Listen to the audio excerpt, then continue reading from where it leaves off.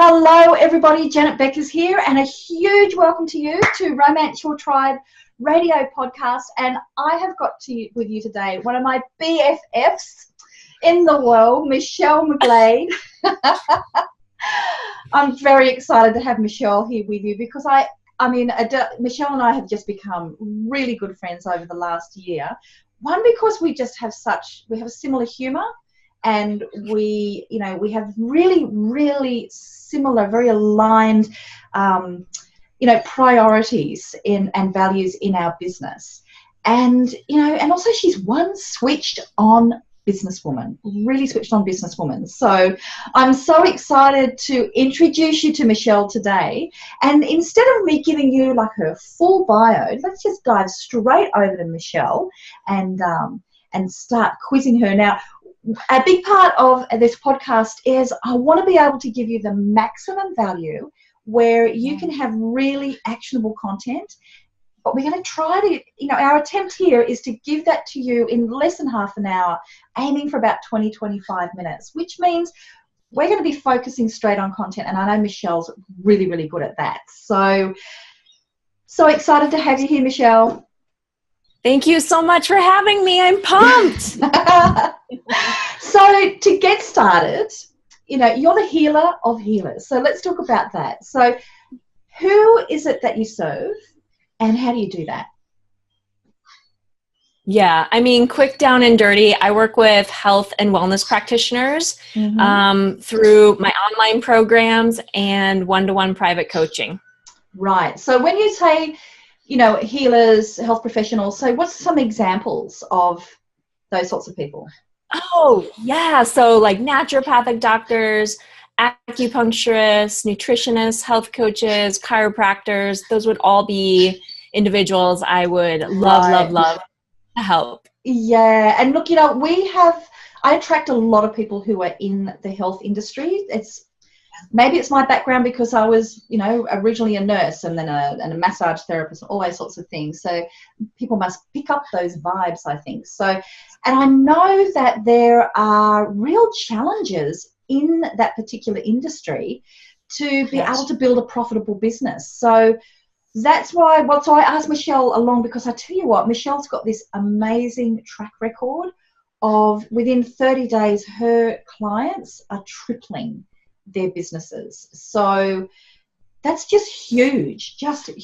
So before we dive into exactly how they do that, I'm really curious, Michelle, like you're an acupuncturist, aren't you?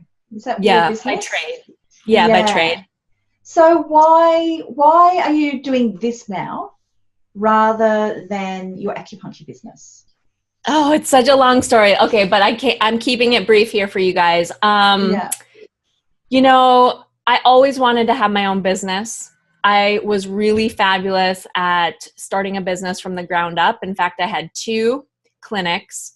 And what I learned is that my passion for the industry was never unwielding, but that my skill sets were so much more equipped to coach and lead other practitioners than it was to, help and heal my patients. I love that too, but I saw what a great impact I could make for my industry by spending all of my time in the coaching field. Yeah, right.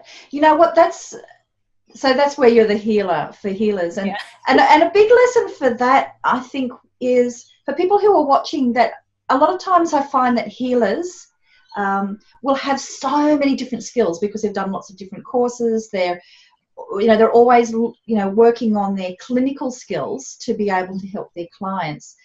That it's really important to step back every now and then and go, what actually is the stuff that I'm the best at doing? And really focusing on that rather than trying to scatter so much with being able to put on your CV that you're actually a specialist in 15 different types of modalities.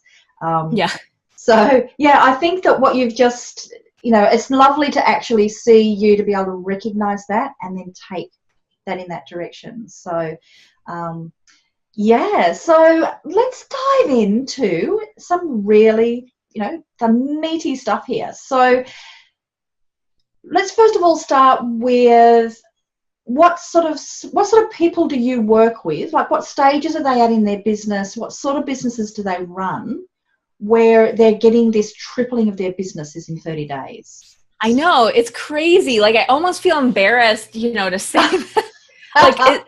But I just want people to know that this is real. This is tangible results that I see time and time again for primarily solo practitioners. What I mean by that is they don't own and operate and run a team, but they're running a solo practice. They're doing most of the work on their own. Some are getting started, some are trying to get traction, and some are just trying to go to the next level.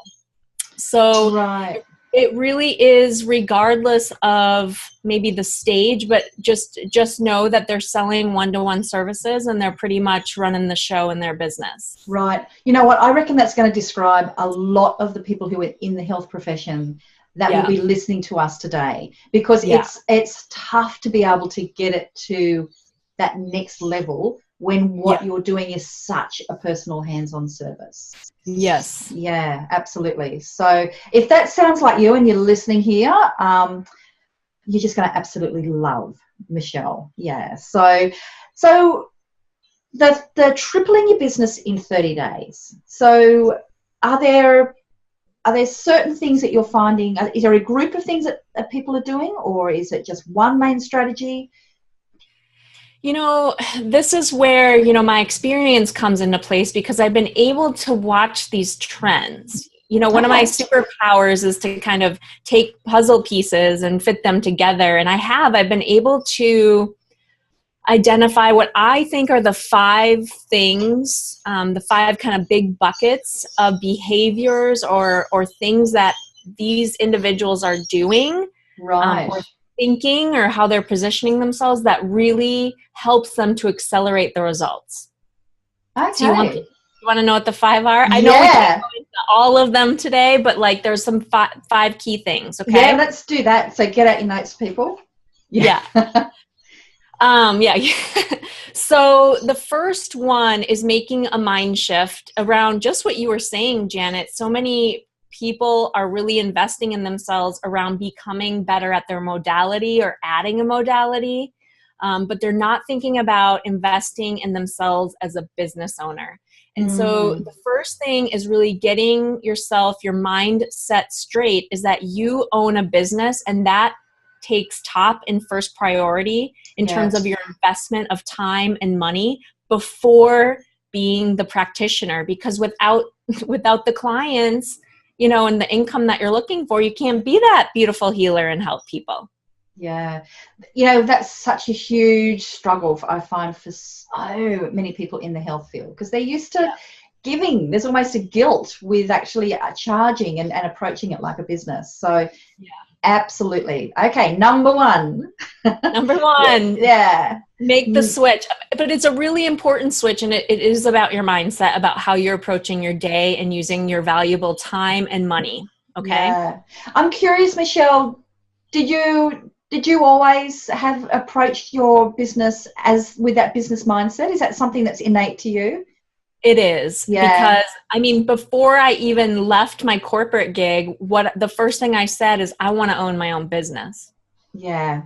It's a very different mentality to going in where you're helping one person, and you get results, and then somebody else, and then you think you should start charging for it. It's a very different mindset. Yeah. So that's actually kind of, I'll reverse the order here, because this was going to be number 3, but we'll just say number 2, put the oxygen mask on yourself first. And what I mean by that is you can't give away your services, and you can't undercharge, because people who don't pay are not invested. And so this is a really, really big shift, and something that helps to change the trajectory of your business. It really does. I've seen it over and over. Yeah, absolutely. I can see that.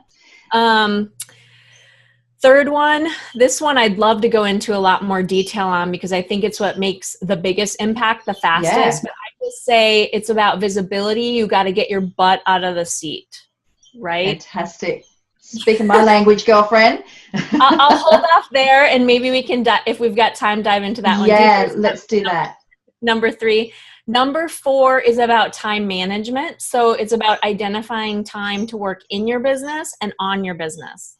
Right? And this will change, again, this will change how you think about your business, but it'll change now how you're taking action in your business. If you're actually identifying hours when you will only see clients and hours when you will work on all of the tasks that need to be accomplished to run a successful business. Yeah, that's a huge challenge, because a lot of people just don't make that time with their, with their planning of their businesses, and then they're allowing the clients to just set those, those timings. So yeah. Well, and then the tasks that move your business forward are the ones that usually go last on the list. And you see the clients, then you answer all the emails, then you do the accounting, but that's not really the growth strategy. That's just all the operational stuff that just has to get done.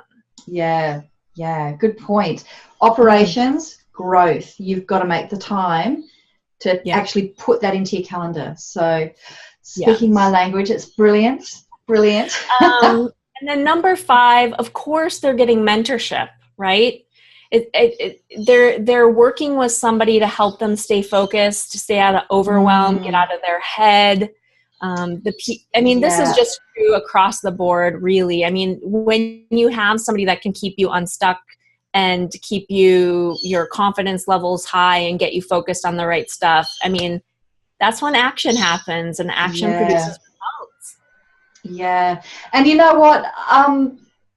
This is an area that I find people in the healing profession, it sort of links in so well with the putting the oxygen mask on yourself, doesn't it? That, by nature, people in this industry, they give and they give and they give and have very, very difficult to receive. And mentorship is more than, it's not a luxury. It's not spoiling yourself. It's absolutely it's absolutely necessary. Yeah. I'm really pleased you brought that one in. So those are the 5. I mean, some of them are a little bit more mindset-y, some of them are more tactical, but what I've seen over and over again is when you've got a combination of those 5 things and you're paying attention to those 5 areas, that's like if there was any such thing as pixie dust, that would be it, because that's what I'm seeing is really rocket launching my clients anyways to literally triple every month. I mean, I'm not just talking in the first 30 days, to be honest. I've had clients go from, maybe somebody who's brand new to 2 people when we're first getting started. They've already got 6 in the first month, and they've got 18 in the second month, and they've got, whatever that is in the third month. Wow. That's amazing growth. That's real growth for a single service provider. That's fantastic. So, and I just love, just see, if you're watching this on the video rather than the audio, you've just got to see Michelle's face. Every time she talks about the results that people get, she just glows. She's obvious, you're excited and you're proud, but almost kind of like, oh, I can't believe it. It's it's what everybody dreams about, and then they just suffer. Like, I want to end suffering for the practitioners now, right? And it's so simple. It really can. It doesn't have to be, as difficult, I think, as people are making it. But the problem is they're focusing on the wrong things, to really grow. Well, let's focus now. You said that the first, the one that you were seeing that has the biggest impact was the getting out of the seat. So let's dive into that. Get your butt out of your seat. Yeah. So what do you mean by that? Well, you see this all the time with business owners. I kind of say it's like the old way versus the new way. The old way being, I've got to get the website perfect, or some of the behaviors I shared with you, I need to respond to these emails, or I need to, get the accounting done for this week. But what really needs to happen if you don't have the client flow that you're looking for is you need to get the butt out of the seat, and that needs to be the first and priority, strategy for your business, right? Sales and marketing first. So when you say butt out of the seat. So is that actually physically getting your butt out of the seat and going somewhere, or is it your metaphor for, getting a kick up the butt? It's literally getting out and being visible for your business, because here's what I hear. People don't come to me and say, I've got plenty of clients, I'm making all the money that I want. It's always the fact that they're looking for more clients or more consistent clients, or looking to build their business. So the fastest way, it doesn't matter if you're running an online health coaching business or if you've got a brick and mortar massage studio, the fastest way, literally, the fastest way to get clients is to talk to people, is to connect with other human beings and build relationships with them. And it sounds so simple, but I don't know why people just skim right over it. So if we look at that strategically, so where should people be meeting them? Yeah. So, because we've still got a limited amount of time. You want to make sure you're going to get the best results. That's right. First and foremost, your low-hanging fruit is your network. It's all the people. And I promise you, if you were to I challenge everybody listening to make a list of 21 people, people who you know, people who you met one time, but then, you exchange business cards, but then nothing happened. How many of you have that? Yeah. People who said they wanted to work with you, they actually said that, and you thought that they were going to schedule, but they never did. People who you see as an ideal client, like you're like, I know I could really help them. Or even, have you ever had like family and friends say, oh, I know my neighbor could really use your help. These are all people in your network you have the most accessibility to right now to reach out to. And so to make that, because I'm thinking the next thing that comes up is, okay, so I've got my list of 21 people. Then I can almost hear it coming over the airwaves. People are going, what do I say? Like, am I going to go up to them and say, come on, book in for whatever the treatment is? Like, am I going to have to go in here for the hard sell? So knowing you, Michelle, you have a really classy way around this. So what do people say? Yeah, this is the objection I hear. People always they go for, I need to go sell them. I'm afraid to do that. Yeah. That's not what I want you to do at all, actually. Right. Okay. If you're really tuning into my words, you heard me say build relationships. Right. I want you to connect with people.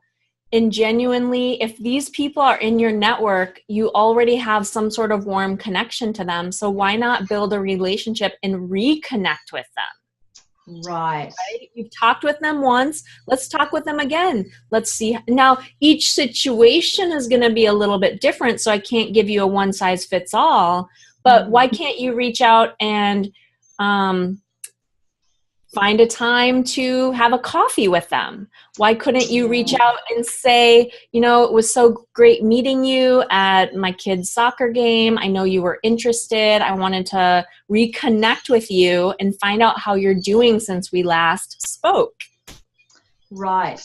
That's actually a really good phrase. So write that one down. And this is actually it takes the pressure off people, and it really ties in beautifully with, this is the Romance Your Tribe podcast. And so the Romance Your Tribe is the system of building a business based on relationships, which is why we're such good friends. So a lot of times people will go, right, there's somebody who's a potential client. I've got to go straight and try to make the sale. And that makes you feel icky. It makes them feel icky. But I love that you're actually able to say that you can demonstrate that people are tripling their business through relationships, and it's not from having a sales script.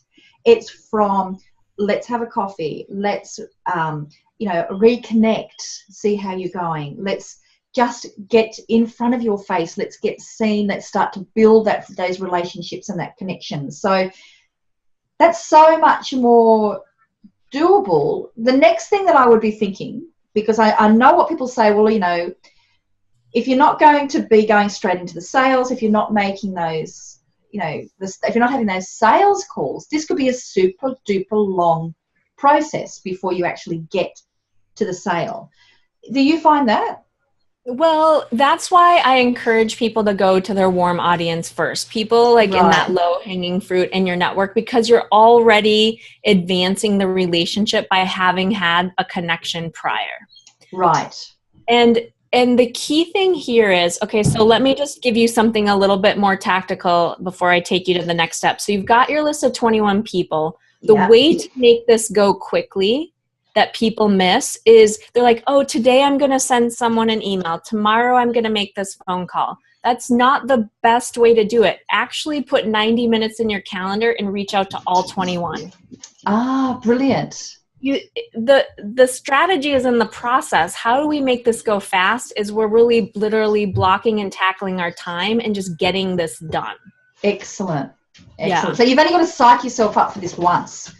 That's right. And then here's the thing that you're asking, like taking it a step further. This could take a long time. No, there's a very strategic process that I have around this with my clients.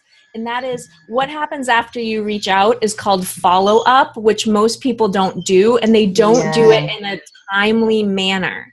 So the other objection we hear, I'm sure you've heard this too, Janet, is, I don't want to bother them. I just sent the email 2 days ago. I don't want to be pushy. Well, the thing is that they're not focused on building your business right now. They're focused on all the crazy stuff going on in their lives. And so they saw your email or they received your phone call, but it's not their top priority. It's yours. Yeah. So the devil is in the details here. 50% more sales are made in the follow-up, and it's about following up several times actually, to bring them to the goal, which is the goal is to have the connection, the meeting, whatever. Yeah, that is brilliant and such a beautiful reminder for people. I'm looking at our time. We're doing pretty well, actually. We've got a few minutes left, and so I mean, because I'm really grateful, Michelle, that you're not skimming over things here. You know, the things for action points for people here is write down a list of 21 people that you have had contact with that, and also some of those are going to be people who know other people. So they may not be a customer, but, so you've got 21 people you're going to start with. Then you're going to block out 90 minutes and you're going to do that on a regular basis where you're going to contact them, not to make a sale, but you're contacting them to follow up, to see how they're going, to then make the next step where you're going to be having meeting for a coffee or whatever it is it's going to be, and then you're scheduling in your time for your follow-up and making sure that you're doing that in a timely way and consistent. I mean, that's not rocket science, folks. Michelle's given you a really simple process to follow, but you've demonstrated over and over again that just this technique here can triple your business in 30 days. Yeah. So, my challenge to people is do that and go and let Michelle know when you've done that. Let Michelle know. I would love to hear the results because, again, this, like you said, this isn't rocket science, but most people don't do all the steps. So just hear this one more time. The devil's in the details. The results are in the details. Make the list, reach out, follow up. I would say follow up to 5 times. I'll give you the little recipe I give my clients, which is obviously, day 0, the initial outreach or connection, then 2 days later, then 3 days later, then 5 days later, and then 7 days later. Right. Yeah. Excellent. So that would be, you've got 5 days later, then 7 days later. So is everything finished in a 7-day period, or these are 5 days after the 3 days? Sorry, that's just my detailing, wanting to check that. Okay, so here's the way I do it, because a lot of people don't work on the weekends, and I'm not expecting people to work on the weekends. So I say, let's say it was Monday. Okay, let's say the initial, then I want you to follow up 2 days later, which is Wednesday. Yeah. And then 3 days, which would be the following Monday. Yeah. Keeping up with, only working Monday through Friday. Then 5 days later, which I mean Friday. And then another 7. So we have a 3-week time period now here where we're following up and bringing people to a decision. Yeah. And decisions are yes or no. And all decisions are good. If you get a no, thank you, you did your job. Yeah. There's no sign you're getting closer to yeses. That is such a beautiful, that's a really good thing. Write this down somewhere. That's the kind of thing that I think you could put there on your computer or on your telephone, that a yes or a no is a good answer if you have followed that 3-week process. Because you did your job. That's a very, very different mindset, Michelle, to, well, you know, I hassled them and then they said no, so I can't do that again. So that's a really beautiful, calm, step-by-step, follow that process. And then at the outcome at the end, know that whichever the result is, you've done your job, and that is a good thing. That is a great thing. It's a really different way of looking at it. I absolutely love it. So now I'm looking at our time. So, well, first of all, I know that you've got a book that you've written that you can go into more detail here. So can you tell a little bit about how people can contact you, and can they get a copy of that book? Yes. So I would love to offer your listeners a copy of my free my best-selling book. It's a free download, and you can head on over to michellmcglade.com/profit, PROFIT. Excellent. Love it. Setting that intention straight off.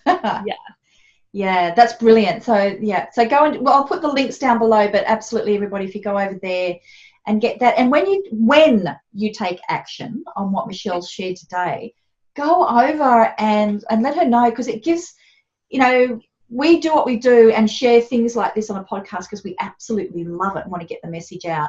It is incredibly rewarding to hear back from people that actually took action. Oh my gosh. What you shared. That keeps me going all day long. Yeah. So do that.